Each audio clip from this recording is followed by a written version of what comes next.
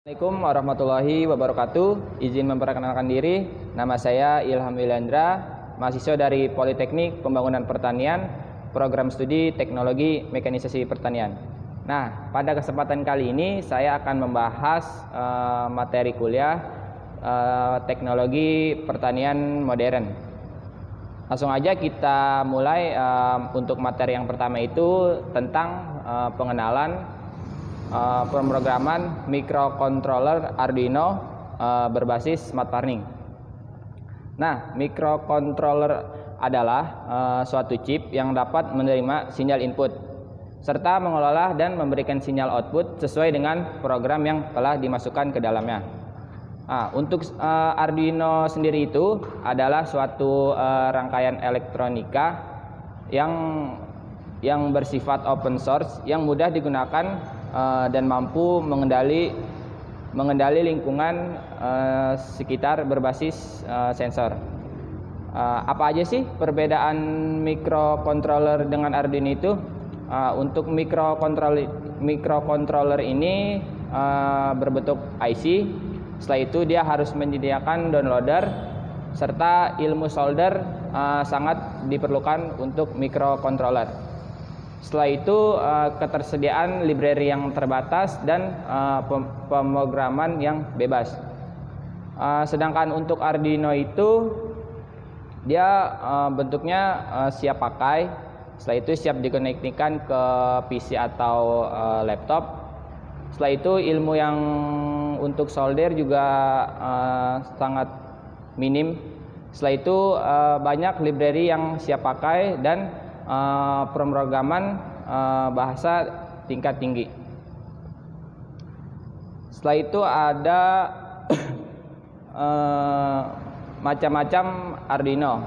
Yang pertama itu ada Arduino Uno, yang kedua ada Arduino Duo, yang ketiga ada Arduino Leonardo, yang keempat ada Arduino Mega 25, 60 dan masih ada beberapa jenis yang lainnya. Pembacaan data oleh Arduino ini yang pertama itu komponen input, setelah itu data dikirim ke pin input, setelah itu data akan masuk ke microcontroller. Setelah itu data akan diproses dan data keluar dari Arduino dan data dikirim ke pin input dan data diteruskan ke komponen output. Nah, dengan begitu pada metode smart farming ini Arduino Uno ini sangat berguna sekali, khususnya sebagai sistem kontrol pada sistem penerapan otomatisasi. Nah, kita lanjut ke materi yang kedua, yaitu UAV atau Unmanned Aerial Vehicle. Nah, ini merupakan sebuah kendaraan udara tanpa awak yang dikendalikan atau tanpa seorang pilot. Autopilot merupakan suatu sistem yang dapat memandu gerak terbang pesawat tanpa adanya campur tangan dari manusia. Dengan adanya sistem ini, seorang pilot tidak harus mengontrol secara penuh gerakan pesawat tanpa harus berada di dalamnya. Pada UFA juga terdapat sensor yang dimana sensor ini berguna sekali untuk pengendalian. Di antaranya yaitu yang pertama ada flight controller. Flight controller ini merupakan sebuah microcontroller yang memiliki fungsi dalam kontrol quadcopter. Fungsi dari flight controller ini yaitu untuk mengatur kecepatan motor, stabilisasi drone dan mempertahankan ketinggian. Setelah itu yang kedua ada sensor temperatur dan tekanan. Sensor ini digunakan pada penelitian adalah sensor BME 280 yang dimana telah terdapat sensor tekanan yang dapat dikonversi juga untuk mengukur ketinggian serta suhu dan kelembapan pada modul sensor tersebut. Setelah itu yang ketiga ada sensor akselerometer. Pada sensor ini digunakan untuk membaca nilai kecepatan drone.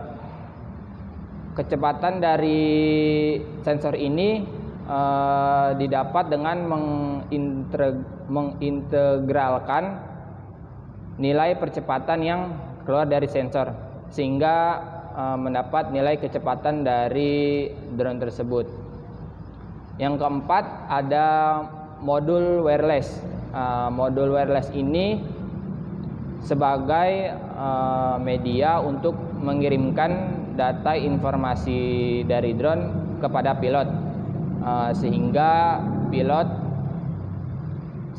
pilot dapat memantau data yang diperoleh dari drone tersebut. Untuk selanjutnya pembahasan yang ketiga yaitu kultivator. Kultivator ini merupakan salah satu peralatan pertanian modern yang fungsinya untuk mengolah tanah sekunder. Kinerja dari kultivator ini dimungkinkan melalui gerigi yang menancap ke lapisan permukaan tanah yang untuk menggerakkannya bisa memakai traktor.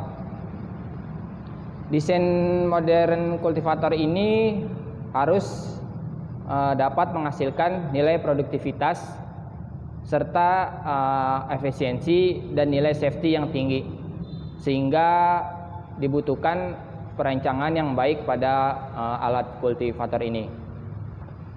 Selanjutnya pembahasan yang terakhir tentang combine harvester. Combine harvester ini merupakan alat pertanian untuk pengolahan pasca panen atau buat panen yang didesain untuk kebutuhan peningkatan produksi dan kualitas yang dapat diproses dengan efektif serta efisien dengan sistem kontrol. Nah, sistem kontrol yang terdapat pada combine harvester ini yang pertama itu sensor GNS atau sensor Global Navigation Satellite System. Sensor ini adalah salah satu sensor yang memungkinkannya merekam banyak parameter seperti posisi, kecepatan, waktu, dan sudut secara real time. Yang kedua itu ada kamera. Nah, kamera ini sebagai parameter untuk mengamati agar combine tetap stabil berjalan lurus pada lahan.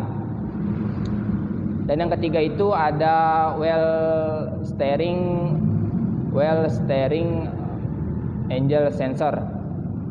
Sensor ini berguna agar combine tetap stabil atau standby saat dioperasikan. Oke, mungkin itu saja materi yang bisa dapat saya sampaikan.